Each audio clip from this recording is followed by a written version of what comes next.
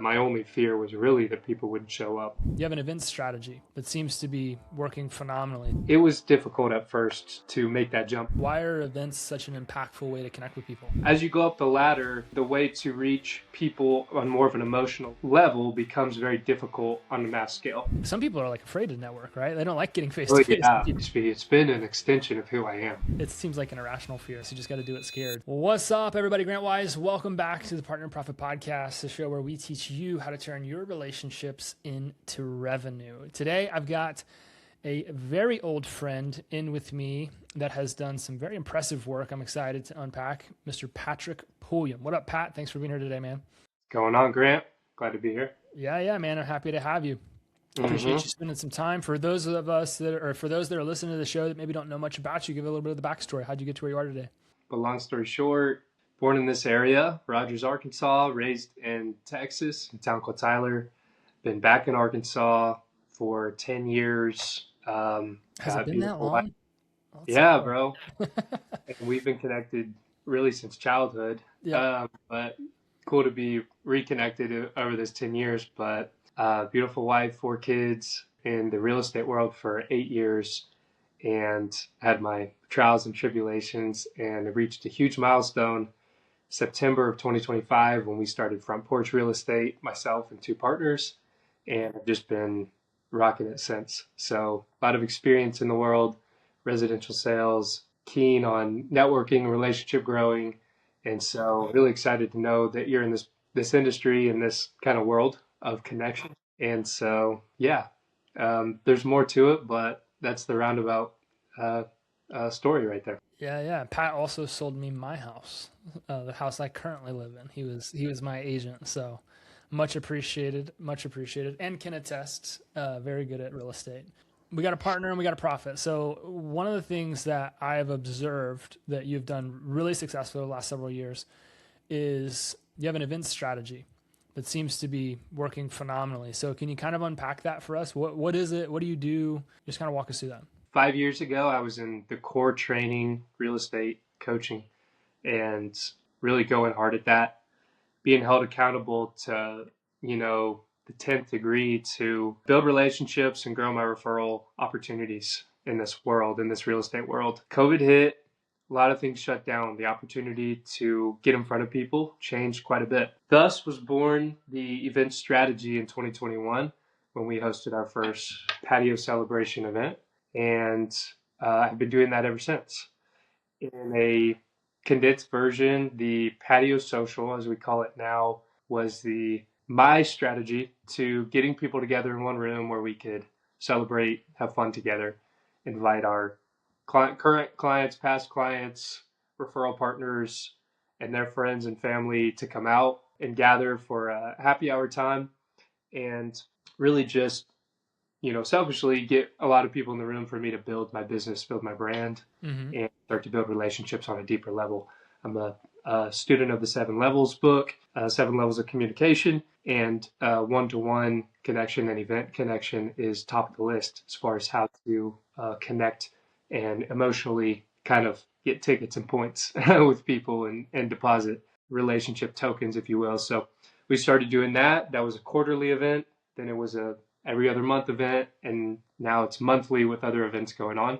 And we've changed and altered over time, but started as a way for me to get real estate clients and build relationships and build my referral book. So I noticed that you said it was patio celebration, and now you call it patio social. What's the distinction there? What's the difference? Really just the celebration was, in the beginning, it was a hope that we'd be celebrating wins and connection and recent sales. And so a way to get clients to come out and kind of feel celebrated that it was about them. Over the course of time, it's turned into more of a connection point for everybody. So the social aspects, meaning that it's a recurring kind of social atmosphere where we encourage everybody to meet each other, shake hands, and walk away with potentially new connections.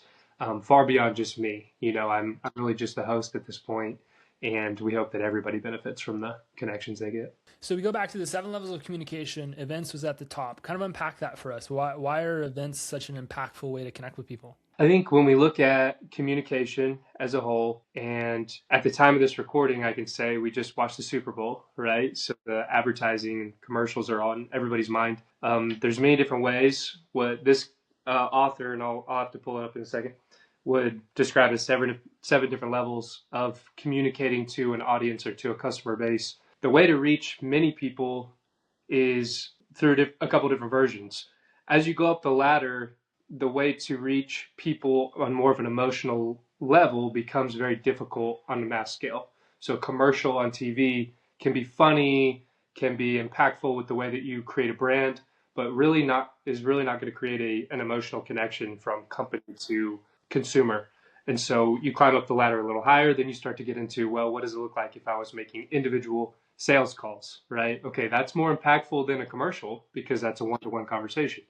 What does it look like to electronically be communicating with people? That's posting on social media or texting, or like there's a little bit of an emotional connection there, but not much. But you can do that a lot faster. And so mathematically, what it boils down to is if you can get in front of people's faces, many people's faces at once, that the ROI of attention starts to really pile up. And so I would put events right next to making as many phone calls as you can per day, Yeah. which a lot of agents and people in the service-based industry understand the sales calls strategy. I would put it up there next to phone calls and individual one-on-ones as far as effectiveness and brand growth. It's really good. What have been for you some impactful relationships that have come from the Patio Social strategy? I've been able to grow my personal brand far beyond what I thought was imaginable here locally. And in my industry, that's, in the real estate industry, that's of the utmost importance to have a personal brand that grows beyond just your ability to sell houses and things of that nature. So personal brand growth and social media engagement has come from events. But the biggest connection that I've made so far has been the connection to my now business partners at Front Porch, who helped us in tandem advertise the Patio Social to the community. We were able to tie in together, grow a really great relationship, and then we asked each other. They asked me originally to come in and partner with them on Front Porch Real Estate, and that's how it was born. So without the connection of the Patio Social being a place where advertisers and entrepreneurs met real estate and event guy, we would have never had Front Porch. So That's that cool. was So Patio easily. Social is essentially like an event strategy where you are literally hanging on business's front porch, interacting with people. Yeah. Is that kind of like how the naming came together? Is like, I suggested we had a list of probably 20 something names for Front Porch Real Estate, and I was not the one to suggest Front Porch, but ultimately it's the name we came up with. And so Porch and Patio has become my brand, and I don't think I can escape it now. So it's kind of cool how it's all come together, though. no, for sure. It absolutely is. Now, has Patio Social become like a business kind of to you, or is it still just mainly like a free networking thing for you? Like, how have you It turned that is. into revenue? Yeah. We've really taken the next few steps with Patio Social, where it originated as I'm just going to get people together and try to mingle and meet people, making it a little bit more myself centric. About 2 years ago, we took a big step and almost removing directly myself and my name real estate wise from the Patio Social brand and marketing it as an event for people to connect in the community far beyond just myself. And so it is a business for us now. It is income producing as we have sponsors that pay us on a monthly basis to advertise in front of our crowd, speak in front of our crowd, be promoted on social media to our crowd, to our newsletter, to our social media, and be publicized on our website and things of that nature. So yes, it's an income producing business for me, and it's been amazing to see it grow in this community as well. And it's still, even with me making it less about my real estate and more about us as a sponsor whole, has still been very, very beneficial for Front Porch Real Estate and my business, which would be a second business to Patio Social. Yeah. Oh, that's so cool. So I'm curious, were you always somebody that like wanted to put events together and like be in front of crowds and talk to people? Or were you actually kind of more like on the other side, like shy, reserved, or more introverted? Like, because sometimes some people listen to this like, that sounds cool, but I don't know that I like want to get out there. And like, some people are like afraid to network, right? They don't like getting face Oh to face with yeah, people. totally. It's a two-part answer because I think given the room that I'm in, really dependent on who's there and what the atmosphere is, depends on whether I'm introverted or extroverted. So Yeah. can't speak to that. Raised by a pastor and a very extroverted mother as well, who talks to everybody. I would say that I think it might have been within me, but the thought to start an event, put myself out there, invite people out, and really become a host of a gathering was very nerve wracking and probably took me 6 to 8 months to wrap my head around the idea of, Yeah. is this something I want to do? And to that note, I mean, it's really funny because once I committed to the event and said, I'm hosting this patio celebration, I'm doing it. I don't know if anyone's going to show up. I slammed the phones and I really, really made sure, Yeah. double and triple checked with people that they were going to come. So we sent out the email invite and posted on Facebook about it, but I was going to make sure individually that everybody I invited was going to show up. So we ended up having about 40 to 50 people show up just on aggressive invites. And I could have a whole nother call and podcast about how to get people to show up, which I think could be valuable, but Oh, it's uh, definitely it valuable. was I think more that's of what a, everybody struggles with is like, how do you get people yeah. to show up to your event? I would love for you to speak on it if you have a minute. Yeah, I think it's a balance of, for us, our special sauce is we love to be at local venues, and Hmm. so for just a social gathering, we love to be at a local venue. So there's kind of the atmosphere of people thinking, oh, I'll get to enjoy a beer or a drink at a local place, mixed with the fact that us, along with our sponsors, provide that free drink for 21 and older, and so attendees get kind of that excitement about what they're being given at the door when they enter, and then the utilizing the free social media channels, especially from the start, having no marketing budget to promote the events is beyond the most valuable thing you can do. And so Facebook has always been the driving force for the majority of our crowd to show up.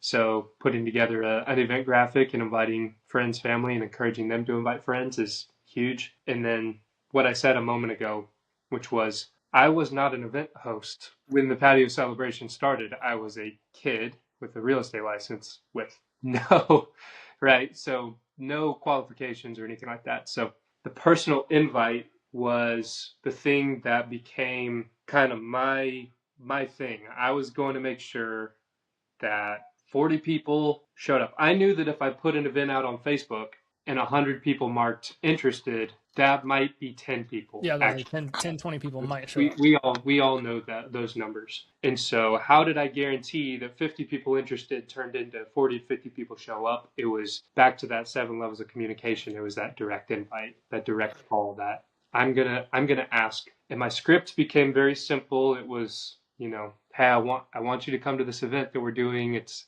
gonna be really fun. It's gonna be enjoyable. Will you be there? Will you be there? Such a Are good you question. able to go? Will you be there? I'm going to get a verbal yes, right?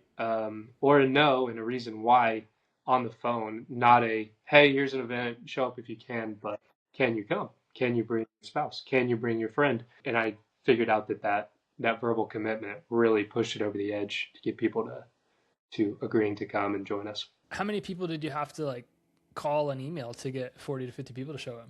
I believe it was probably 60 to 75 calls. That's not bad. Not bad at all, but with that kind of tone, Yeah. that kind of, hey, I'm having an event. I'd love to have you there. I need you there Yeah. because I would love for people to show up. And then, are you able to come? Will you come? Really push people to commit to where my guest list became a lot of very confirming yeses. And I would say from social media alone, maybe again that 10% number, people showed up that showed interested on the event, and I would be as confident as to say probably 80% of the people I called were Yeah. able to show up. And I think a lot of people think about like, when you think about real estate traditionally, you're on the phones, it's constant rejection. Like you're Yeah, connecting with like 20 to 30% of the people you call, and like 1 to 3% of them actually want to talk to you and like actually do anything. Like it's a totally different conversation when you're inviting somebody to something that's valuable for them. So it's not like you're calling to pitch them, you're bringing them to something that's actually valuable for them that could help them do something, grow, connect with other people, etc. it's totally right, and that's where I found the conversation to be Yeah. extremely easy. hey, come out to have Warm to conversation. Yeah. let's hang out, let's have fun. Low pressure situation. And as you and I both know, once they're at the event, then the yielding of the fruit can really begin for us. Whereas a cold call to sell a house could go nowhere majority of the time. A call to invite someone out to an event, to a gathering, to celebrate them, to have fun, can then yield many, many more opportunities. And so we played the long game in that regard. I think that so many people today think like, what can I take from this conversation instead of what can I give to this conversation? And I've found that when you are cold calling people, which I've done a lot over the last 2 to 3 years, and you don't have anything to sell them per se, the conversations tend to go a lot better. So when you're calling and you're trying to drag something out of people or take something from the conversation, and it's a very, very, very, very good approach. I think a lot of people listening to this would think like, oh, he had to call like 200 to 300 people and he had to, work like crazy. And for you, it sounds like it was 6 to 8 months of getting the mind right, but then the execution, it probably happened pretty quick. How long did it take you to put your first event together? Week, month, 2 months? Week or so. It was really That's all wild. very easy. Yeah. And then it's become like the foundation of your whole business, right? Yeah. It's been an extension of who I am, almost 100%. So I'm so glad I did it. And I was pushed into it, as I think a lot of us are. And the endeavors, we get comfortable in the way we are, and it's hard to do something new. So I can encourage anyone watching this to host a gathering and encourage people to come out by phone call, by invite, and by multiple different touch points that will get people to come and show up. And so it was difficult at first to make that jump. But I'll say this: the second event was so easy because then the social proof of having you had the template made it so easy for me to follow the same strategy, but then for also people to see, oh, well, their last event was great. I'm coming out and I'm bringing a friend, right? And so just that simple success of doing it right the first time then became kind of the standard of how our events went. And I think ever since then, every single one of our socials, besides maybe one or two that were hosted with weather being questionable and things of that nature, like have been very successful from what I is that what made it go from one every 3 months to 2 months to 1 month? Was just by request, like people are wanting to do it more and more and more? Yeah, it felt like my fear was if I host one every, I'm hosting one every quarter. If I do one every other month, they'll get tired of it. And then I was like, we got to do it. Come on. Like, and then it's the same exact conversation. Well, if I do one every month, people are going to get tired of it. They're not going to want to come out every time because they're seeing everybody every month. Surely they wouldn't want to. And I've continued to whittle that down. And I think we still have a massively growing crowd. I think that once every month number was very smart place to reach. And then with some of our specialty events and more low key events that we'll do within those, kind of builds the brand and builds the, that ongoing, everlasting vibe for the patio social to be kind of always happening. Did you need a big team to do this, or was it really just you? Dude, it was me. It was me. It was me. It was some helping hands along the way, some trade partners. I owe it to a lot of people to give them shout outs to say that they helped me along the way. Had my cousin Thomas came along at some point and became kind of a mouthpiece for us and promoting and communicating the events out to our audience. We had people from all over the place come out and say, well, let me help you with this, let me help you with that. And so we've tried and done our best to promote them in equal value. And the coolest thing was we had he still does our website and all of our design work to this day. But my buddy Juan appeared out of thin air at one of our socials about 2 years ago. And he said, hey, nice to meet you, Pat. I met Thomas recently. I have a website for you because you guys need a website.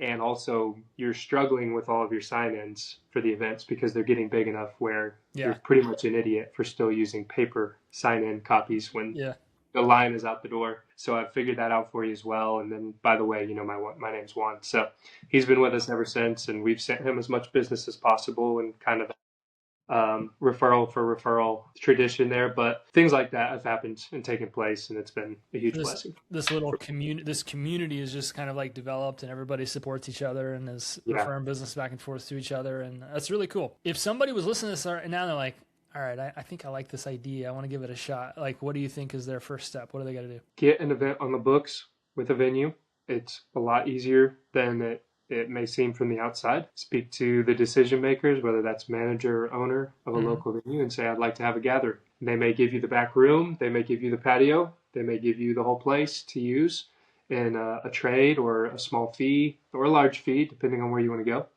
and get people together. And if you can make your invites through social media combined with personal outreach and get commitments, then people will show up. And what I believed was that my only fear was really that people wouldn't show up. And so once I could just tackle that and just Yeah. boom, hit that straight on the nose and go, I'm going to force people to show up, Yeah.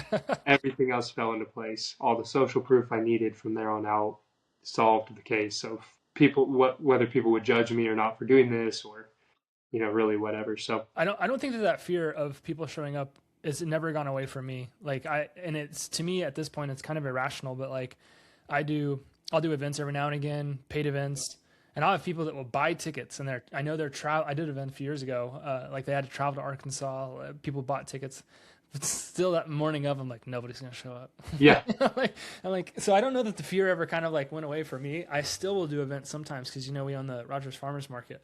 yeah, And I'm like, nobody's going to show up. And then 1,000 people will show up that day. And it's like, all right, it seems like an irrational fear. I think if you're listening to this and you're like, oh, I don't know, that sounds scary. It is scary. I don't think the scary part goes away. We've got a saying in our house, you just got to do it scared. So take the first step. I've watched Patio Social grow. I've watched Pat grow. And I know it is an impactful strategy for turning your relationships into revenue. Pat obviously has built an incredible business off the back of it. I do want to know when I'm going to get one of those Front Porch Real Estate hats. I'll definitely rock that. But dude, I appreciate you coming on the show today. It's definitely been an awesome conversation. the hat. We'll have a follow up on the hat. All right, perfect. Okay. Perfect. You'll be on the list for sure. Oh, there's a list. Okay, cool. Yeah, short list, but Yes. only important people, so you'll be put on it. Let's go. What Thanks, is last question, man, is like, what is the number one way that if we're listening to the podcast right now that we could partner with you? How could we walk alongside you, and how could we help support you? I think with us being fresh with Front Porch, we have taken just head on. We're getting all of our systems set up as we've gone, and really being very particular with how we grow our brand. And so would love a follow on social media, particularly Instagram, Front Porch NWA. Would love a follow there.